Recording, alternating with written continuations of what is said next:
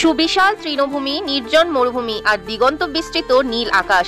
একসময় যেখানে দাপিয়ে বেরিয়েছিল চেঙ্গিস খানের অশ্বরোহিণী সেনা, যাযাবর জাতির বজ্র কঠিন শাসনে কেঁপে উঠেছিল গোটা বিশ্ব। সেই মঙ্গোলিয়ার গল্প আজ শুনি চলো, শক্তি আর শান্তি যেখানে মিলেমিশে এক হয়ে যায়। মধ্য এশিয়ার কেন্দ্রস্থলে রাশিয়া ও চীনের ঠিক মাঝখানে চারিদিক স্থলভাগ দ্বারা বেষ্টিত বিস্তীর্ণ সুবিশাল একটি দেশ হলো মঙ্গোলিয়া। অধিকাংশ মানুষ রাজধানী উলানবাটারেই বসবাস করে। জনসংখ্যা মাত্র 30 লক্ষ এবং বাকি বেশিরভাগটাই খালি। জনঘনত্ব প্রতি স্কোয়ার কিলোমিটারে মাত্র 2 জন। জনবিরলতার প্রধান কারণ হলো কঠিন জলবায়ু ও কঠোর ভৌগোলিক বৈশিষ্ট্য। দক্ষিণে রয়েছে বিশাল গভীর মরুভূমি, উত্তর পশ্চিমে পর্বতময় অঞ্চল, উত্তরে ঘন বনভূমি, কেন্দ্রে গ্রীষ্মকাল স্বল্পস্থায়ী ও শীতকাল অত্যন্ত দীর্ঘ।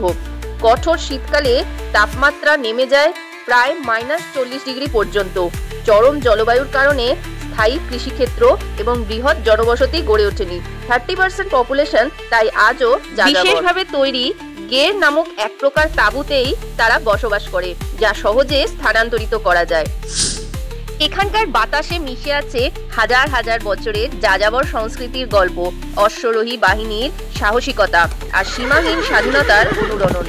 এখানকার সংস্কৃতি ও ইতিহাসের একটি বিশেষ অংশ হলো ঘোড়া। মঙ্গোলিয়ার গ্রামীণ জনগোষ্ঠীর মানুষ আজও যাযাবরেরই জীবনযাপন করে এবং তাদের প্রধান বাহনই ঘোড়া।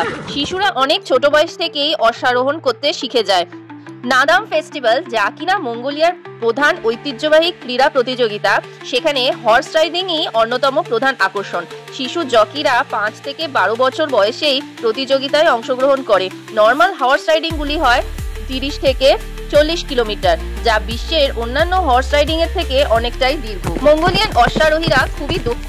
ঘোড়া নিয়ন্ত্রণ করা তাদের এক হাতের খেলা। ঘোড়ার পিঠে বসেই হয় গান গাওয়া, কবিতা পাঠ করা, শিকার করা, এমনকি যুদ্ধকালীন সময়ে ঘোড়ার পিঠে বসেই তারা তীর নিক্ষেপ করতে পারত। যুদ্ধক্ষেত্রে এটি একটি অনেক বড় প্লাস পয়েন্ট। ঘোড়াগুলি আকারে ছোট কিন্তু অত্যন্ত শক্তিশালী। কঠোর জলবায়ু সহ্য করার ক্ষমতা আছে। দেশে 40 লাখ ঘোড়া আছে, অর্থাৎ মানুষের থেকে ঘোড়ার সংখ্যাই বেশি। যাই হোক, মঙ্গল সাম্রাজ্যের সাফল্যের মূল চাবিকাঠি ছিল দক্ষ অশ্বরোহী বাহিনী। চেঙ্গিস খানের নেতৃত্বে মঙ্গল সেনারা দ্রুত গতিতে ঘোড়ায় চড়ে হাজার হাজার কিলোমিটার অতিক্রম করে যুদ্ধ করতে যেত। মঙ্গল যোদ্ধারা একদিনে প্রায় 100 কিলোমিটার পর্যন্ত ভ্রমণ করতে পারত, যা অন্যান্য সেনাবাহিনীর পক্ষে অসম্ভব। চীন থেকে শুরু করে Russia, Ukraine, Iran, Uzbekistan, Afghanistan, Turkmenistan, Genghis খানের নেতৃত্বে মঙ্গল বাহিনী একের পর এক সাম্রাজ্য দখল করে চেঙ্গিস খানের এক বিশাল ডাইনাস্টি তৈরি করেছিল। সম্ভব্য 1162 সালে মঙ্গোলিয়ার এক যাযাবর পরিবারে জন্ম হয় তেমুজিনের। বাবা ইউসুগেই বাহাদুর। মঙ্গলরা ছোট ছোট গোষ্ঠীতে ছড়িয়ে ছিটিয়ে বসবাস করত। সেরকমই এক গোষ্ঠীর নেতা ছিলেন তেমুজিনের বাবা। কিন্তু তেমুজিন তথা চেঙ্গিস খানকে অল্প বয়সেই পিতৃহারা হতে হয়েছিল। শত্রু গোষ্ঠীর হাতে ইয়েসুগেই বাহাদুর নিহত হলেন এবং তার পরিবারে নেমে আসে অন্ধকার। চরম দারিদ্রতায় দিন কাটছিল তেমুজিনদের, কিন্তু ভাগ্যের কাছে তিনি কখনোই পরাজিত হননি। চোখে ছিল স্বপ্ন, সমগ্র বিশ্বে রাজত্ব করার। ছোটবেলা থেকেই যুদ্ধ কৌশল ও নেতৃত্ব গুণে পারদর্শী হয়ে উঠলেন। সবকটি মঙ্গল গোত্রকে একত্রিত করে 1211 সালে মঙ্গল সাম্রাজ্য গড়ে তুললেন এবং উপাধি অর্জন করলেন চেঙ্গিস খানের, যার অর্থ সর্বোচ্চ শাসক। এবং এর পরেই শুরু হয় বিশ্বের বৃহত্তম সাম্রাজ্য ভিত্তি স্থাপনের ইতিহাস। তিনি কেবলমাত্র একজন যোদ্ধাই ছিলেন না, তিনি একজন দক্ষ শাসকও ছিলেন। সামরিক ও সামাজিক জীবনের নিয়ম নির্ধারণের জন্য তিনি ইয়াসা নামে একটি কঠোর আইন ব্যবস্থা প্রণয়ন করেন। চুরি, বিশ্বাসঘাতকতা ও শৃঙ্খলা ভঙ্গের জন্য কঠোর শাস্তি ছিল। তিনি সকল ধর্মের প্রতি সহনশীল ছিলেন। বৌদ্ধ, খ্রিস্টান, মুসলিম ও সামন্তদের সমানভাবে সম্মান দিতেন। তিনি সিল্ক রোড পুনরুদ্ধার করেন এবং নিরাপদ সুবাণিজ্যের পথ ও পরিবহন ব্যবস্থা গড়ে তোলেন। চেঙ্গিস খান 1227 সালে চীনের পশ্চিমাঞ্চলে অবস্থিত শিয়া রাজ্যের বিরুদ্ধে অভিযান চলাকালীন অসুস্থ হয়ে মৃত্যুবরণ করেন। তবে তার কবরের অবস্থান রহস্যজনক এবং এখনো এটি খুঁজে পাওয়া যায়নি। তার উত্তরসূরিরা মঙ্গল সাম্রাজ্যকে আরো প্রসারিত করেন। উত্তরসূরিদের মধ্যে উল্লেখযোগ্য ছিলেন ওগেদেই খান, কুবলাই খান এবং বাতু খান। কুবলাই খান চায়নার ইউনান সাম্রাজ্য প্রতিষ্ঠা করেন এবং রাশিয়া, ইউরোপে মঙ্গল শাসন বিস্তৃত করেন বাতু খান। ভারতে মুঘল সাম্রাজ্যের প্রতিষ্ঠাতা বাবর মাতৃ পরিচয়ে ছিলেন চেঙ্গিস খানের বংশধর, তবে পিতৃ পরিচয়ে তৈমুর লংয়ের বংশধর। তৈমুর লংয়ের সাথেও চেঙ্গিস খানের দূর সম্পর্কের পারিবারিক সম্পর্ক ছিল। সেই তৈমুর লং যিনি ভারতবর্ষে লুটপাট করে রক্ত বন্যা বইয়ে দিয়েছিলেন। আজও মঙ্গোলিয়ার জনগণ চেঙ্গিস খানকে জাতির জনক তথা মঙ্গোলিয়ার প্রতিষ্ঠাতা হিসেবে শ্রদ্ধা করেন।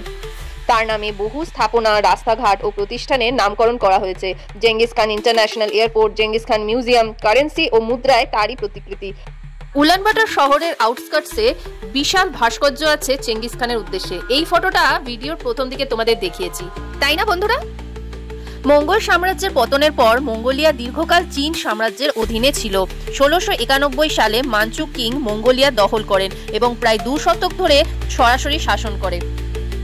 1911 সালে কিং সাম্রাজ্যের পতন হয় এবং সেই সুযোগে বুদ্ধ ধর্মের নেতা বোক্ত খানের নেতৃত্বে মঙ্গোলিয়া তাদের স্বাধীনতা ঘোষণা করে দেয়, কিন্তু চীন তাদের স্বাধীনতা কিছুতেই স্বীকৃতি দিচ্ছিল না। এরপর সোভিয়েত ইউনিয়নের সহায়তায় 1924 সালে মঙ্গোলিয়া চীনা শাসন থেকে মুক্ত হয় এবং অবশেষে 1992 সালে একটি ডেমোক্রেটিক স্টেট হিসাবে প্রতিষ্ঠিত হয়।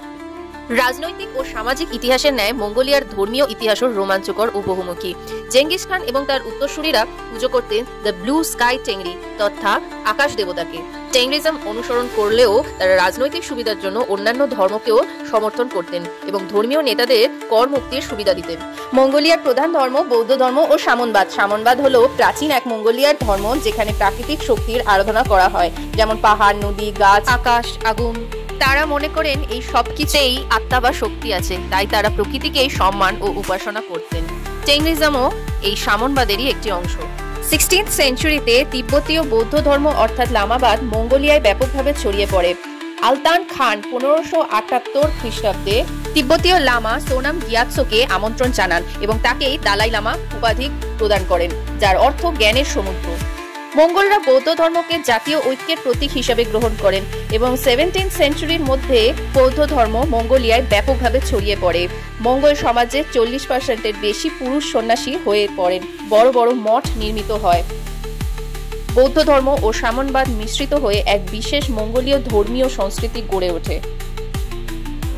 আজকের মতো এ পর্যন্তই বন্ধুরা। ভিডিওটা ভালো লাগলে লাইক, শেয়ার এন্ড সাবস্ক্রাইব করে দিও এবং জানার আগ্রহ অবশ্যই বজায় রেখো। টাটা।